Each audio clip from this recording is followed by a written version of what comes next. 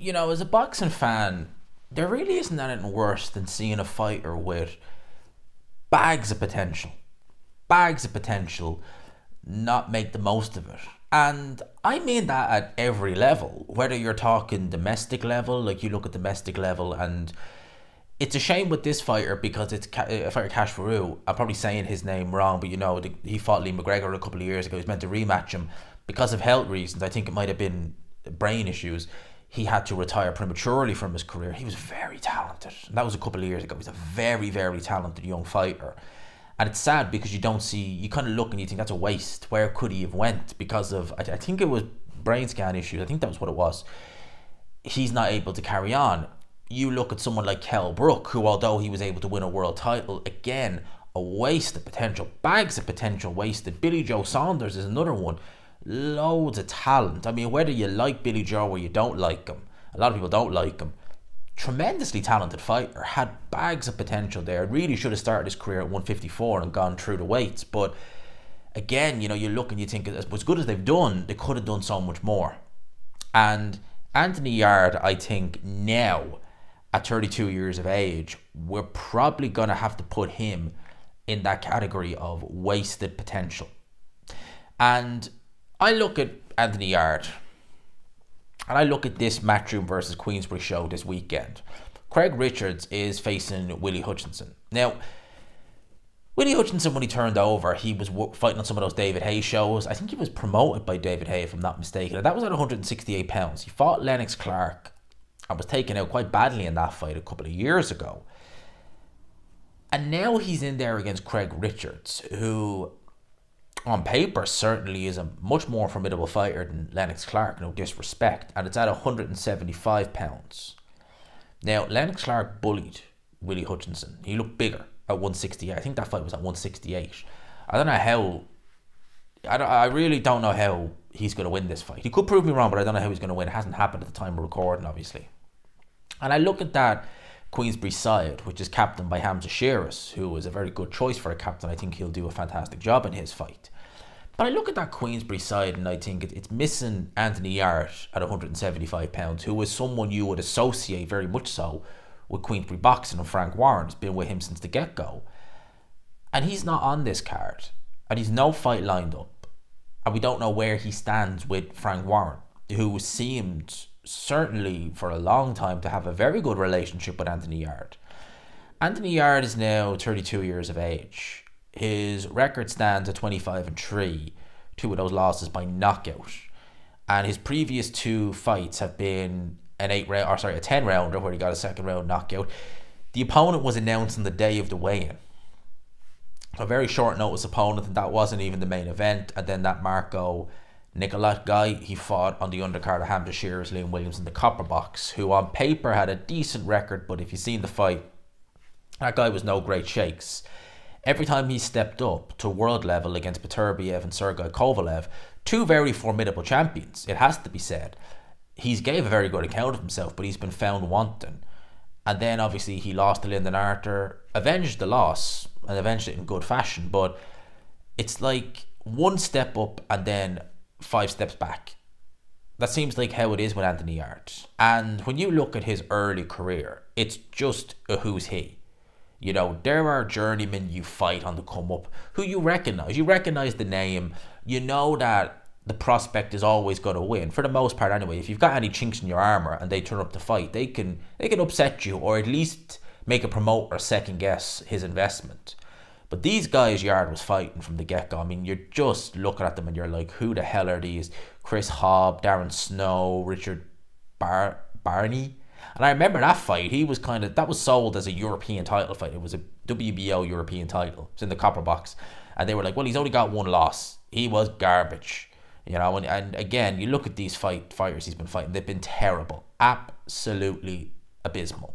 And with Anthony Yarde at that stage in his career, you could let him away with it. He had a very limited amateur experience. He only had 10 amateur fights thereabouts. I think he might have had a few unsanctioned, unlicensed fights, those ones. But that's it. You don't begrudge him learning on the job at that stage in his career, right? He had his professional debut on the 9th of May 2015. 9 years ago. 9 years ago. And he is still, if you take the ventures into world level, he is still fighting a similar caliber of opponent now. At 32 years of age, going on 33. That's just not good enough. And I think that Anthony Yarde really has stagnated as a fighter. A fighter with bags of talent. Even when you look at Yarde early on in his career fighting these journeymen, it's not just the fact that he's beaten them. You know, you would expect that. They're terrible. You know, he's fighting a who's who of opponents because he's learning on the job. But when you see what he brings to the table, the speed, the power, the technique, everything, you look and you just think, God, we can refine this guy. We are dealing with a very, very good light heavyweight. A very good light heavyweight. And I know he's made a lot of money. Yes, but in terms of maximizing his talent and potential as a fighter, you know, I just look at this and I'm just like, what have they done with him? Anthony Yarde should have changed things up in 2020 when he lost to Lyndon Arthur. He didn't.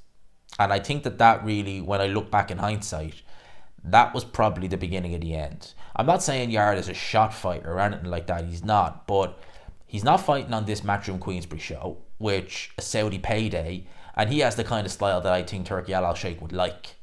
He went over, and I would pick him over Craig Richards. I think he'd stop Craig Richards if they fought. He's not getting that opportunity.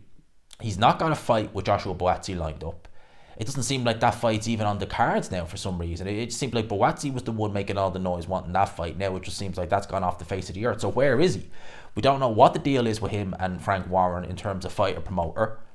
Ade, when me and Ade did some videos together, we talked about this, and we talked about maybe Yarde is looking to do a free agent where he goes from network to network to network. And it's like, well, yeah, but like, is Yarde overestimating his value? Because Yarde, with the right opponent, can headline and fill out the OVO with a, you know, Artur Beterbiev. If he had to go to Russia, to Silyabinsk in Russia, which where Sergey Kovalev is from, for the Kovalev fight.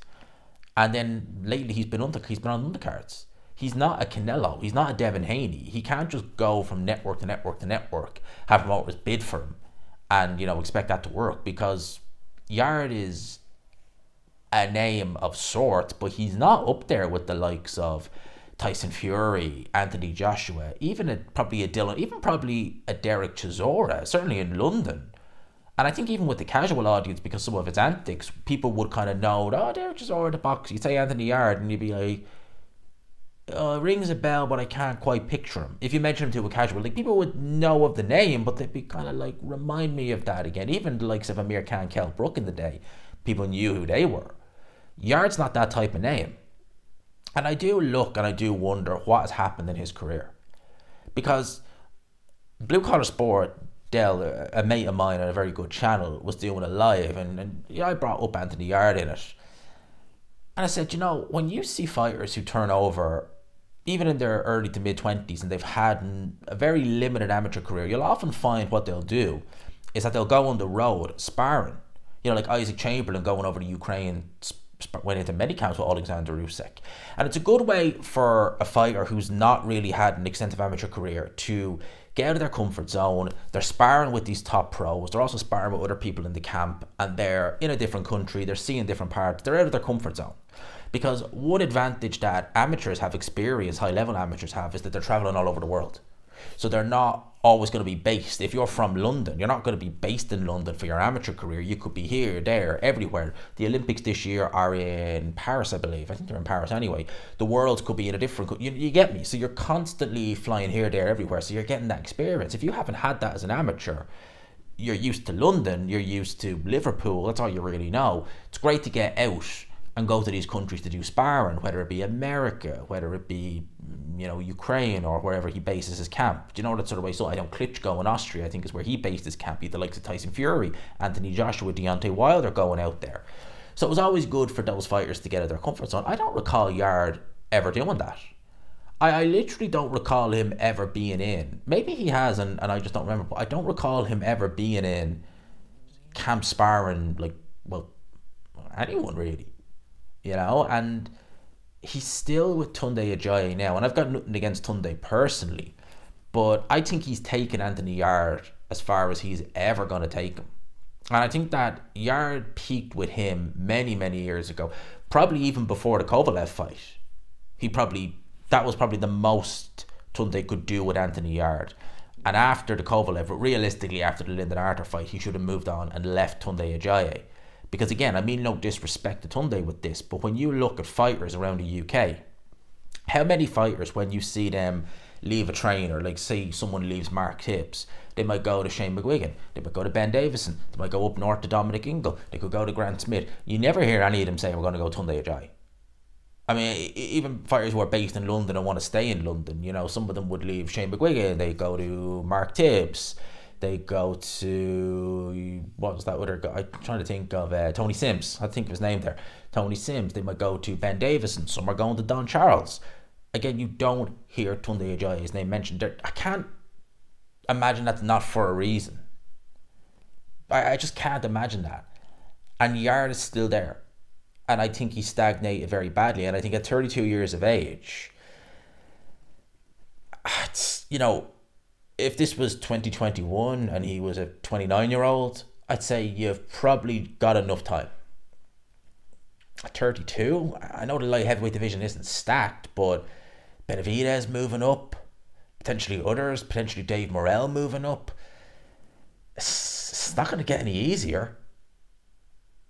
I don't know. I hate to say it because, as you know, I've rated Yarde very highly on here, and I do think he's a very, very talented fighter, but I can't help but feel that the best has maybe been and gone.